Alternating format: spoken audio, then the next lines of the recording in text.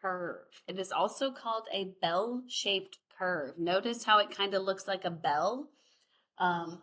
It is symmetric on either side of the mean, and the total area under the curve is either 100% or 1. So you can give numbers as a decimal or a percentage.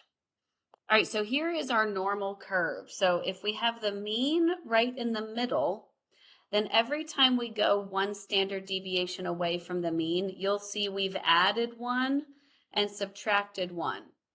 So see where it says 68% within one standard deviation? If 60% of the data falls within this range, then that means half of it would be over here and half of it would be over here, 34% and 34%.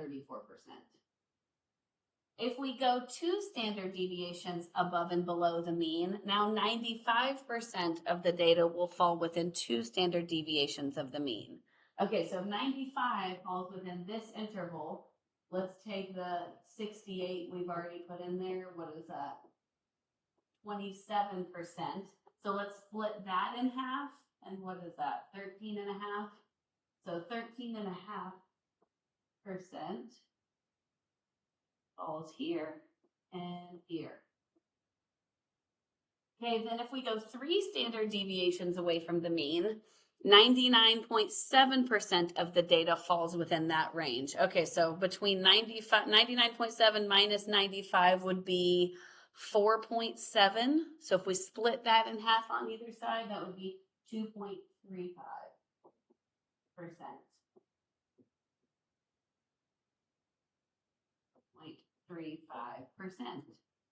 Okay, so did we hit 100?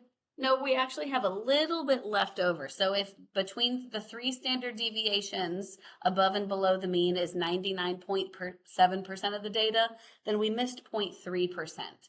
So if we split that in half on either side, we'd have 0.15% out here and 0.15% way up here. That's a 5, not an 8. Okay, it would be helpful for you guys if you memorize these numbers. This rule right here is called the 68, 95, 99.7 rule, the empirical rule. That just tells you how much percentage of the data is within these different ranges. But it would make your life a lot easier if you just memorize those numbers. Okay, so the next question says, draw a normal curve if the mean is 64 and the standard deviation is 2. Fill out the x-axis of the curve. So I went ahead and drew myself a normal curve. So you should draw a normal curve on your paper. The mean is 64, so I'm going to put that right in the middle here. Whoops. Mean equals 64.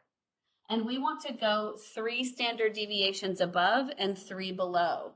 And a standard deviation is 2. So when I go above the mean, I'm adding 2. When I go below the mean, I'm subtracting 2. So 1 standard deviation above would be 66. 2 standard deviations would be 68.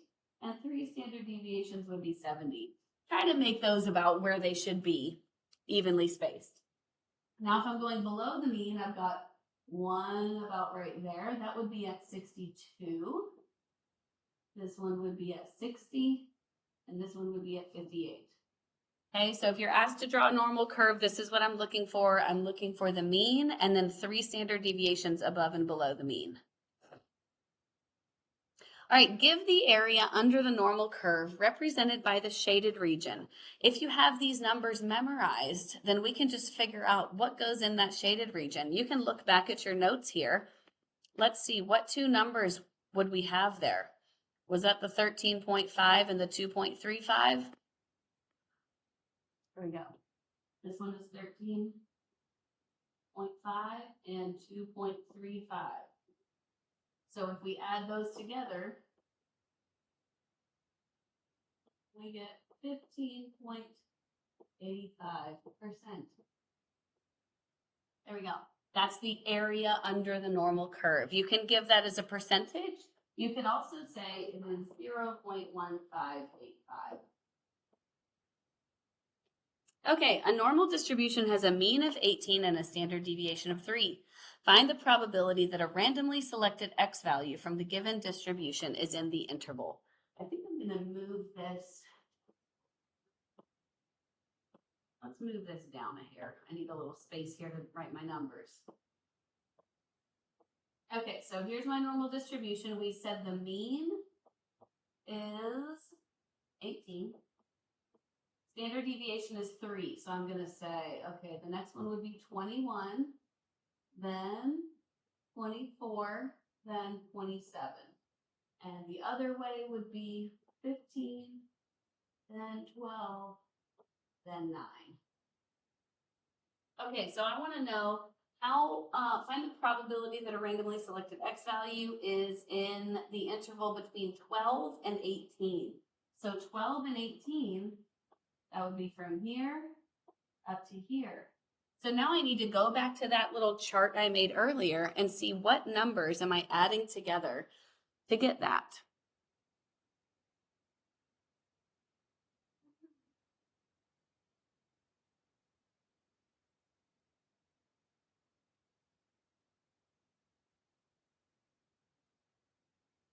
If you have a calculator, you're welcome to grab a calculator. Let's see, I know this one is 34, and this one is 13.5. So what do we get when we add those together? 47.5%. Okay? All right, this is the same problem, but now it says at least 21. At least 21. So I'm going to go back. I'm going to use a different color. I'll use a highlighter here. At least 21 means anything 21 or bigger. Okay, so I want everything above 21. So let's go back to our picture and let's decide what numbers we need to add up. We need to add up a 13.5, a 2.35, and a 0.15. So add those three up. And we get 16. 16%. Okay, and then part C, this is the same problem again. At most 12. So the word at most means anything 12 or below. I'm going to go back to my picture one more time. I'll use a different color here. Let's see, at most 12 would be 12 and below. So we're looking at those two sections there. So what numbers would I need to add together here? That would be 2.35 and 0.15. And that should give me 2.5. Okay, so that's how you can use your distribution to answer probability questions. The heights of 3,000 women at a particular college are normally distributed with a mean of 65, standard deviation of 2.5. I would really advise you guys draw your normal distribution with all the standard deviations right at the beginning. So I'm going to do that.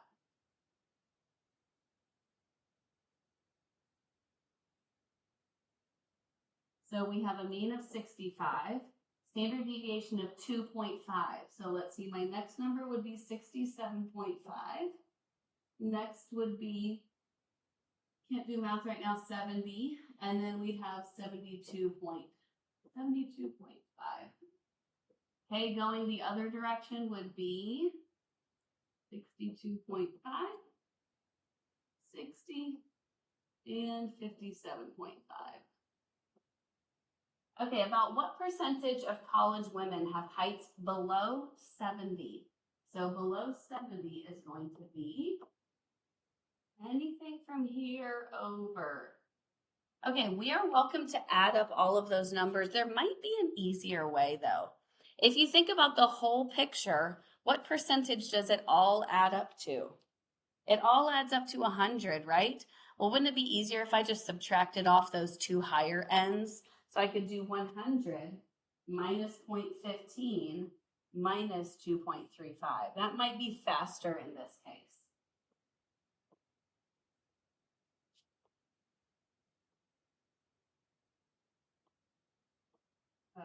2.35, and that gave me 97.5.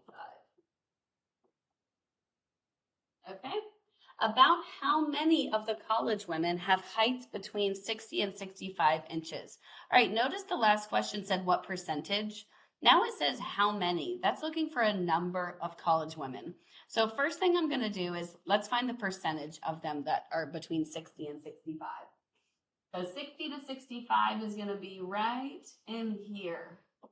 So look at your picture. What numbers are we going to add up together? We're going to add 34 and 13.5. So that would be 47.5%. We want to know 47.5% of how many women were there? There were 3,000. So how do I answer this question? Well, change your percentage to a decimal. So 0.475 times 3,000.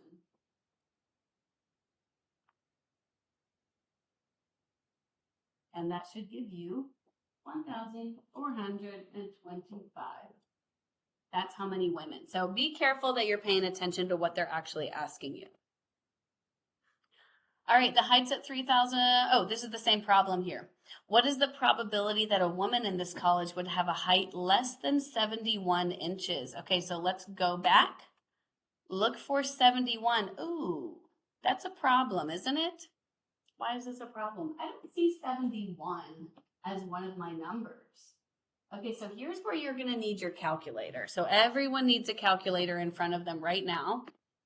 And this is how you're going to do this. If this is in your notes, then look at it. If it's not, write it down.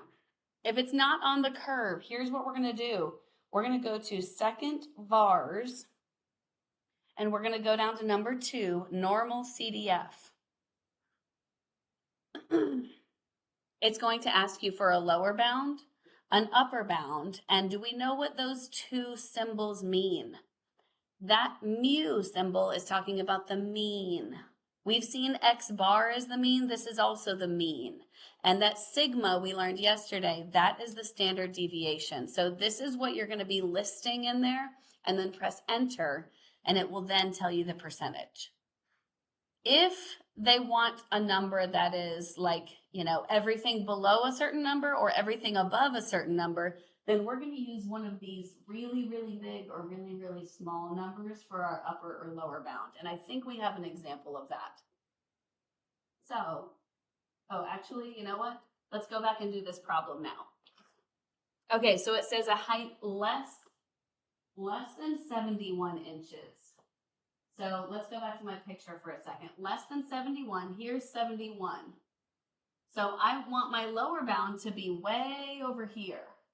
So my lower bound, I'm going to use negative 999. We're making it a really, really, really small number so that the calculator's calculating it as negative infinity. Okay, my upper bound is going to be 71. What did we say the mean was? Did they give us the mean was 65?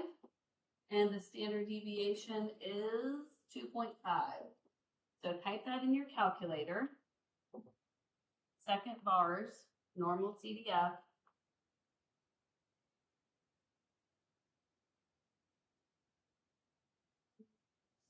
Five, 2.5. All right, and I got 0.9918.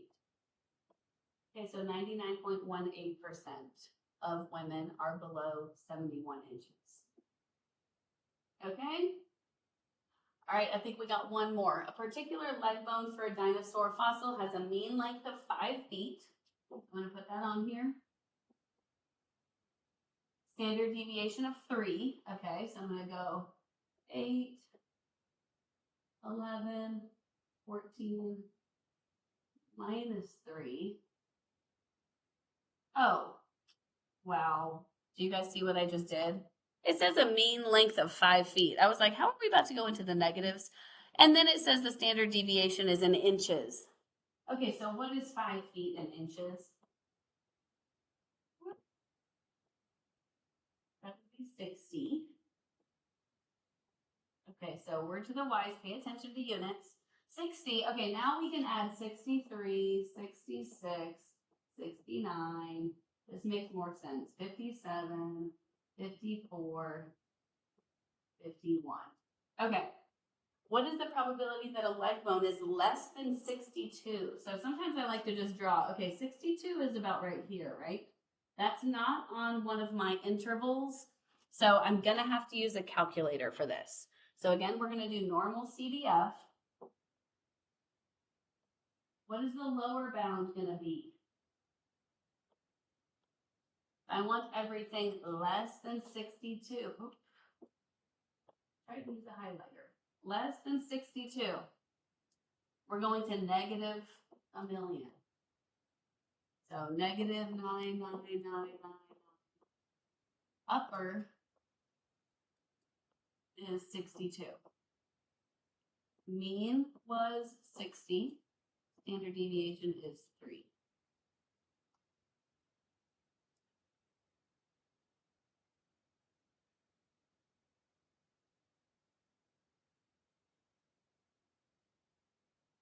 All right, and I got 0.7475.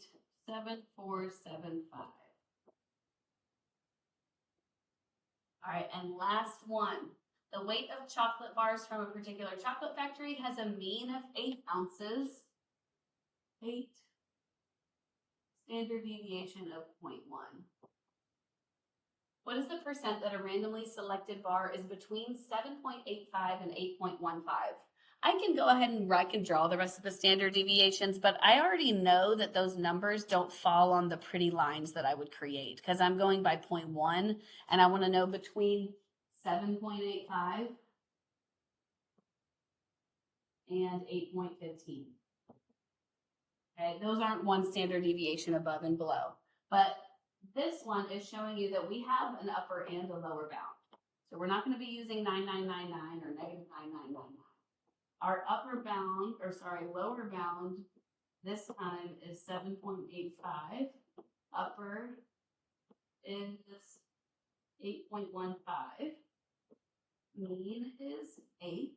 Standard deviation is 0.1. So try this one in your calculator real quick, and let's see if we all get the same thing.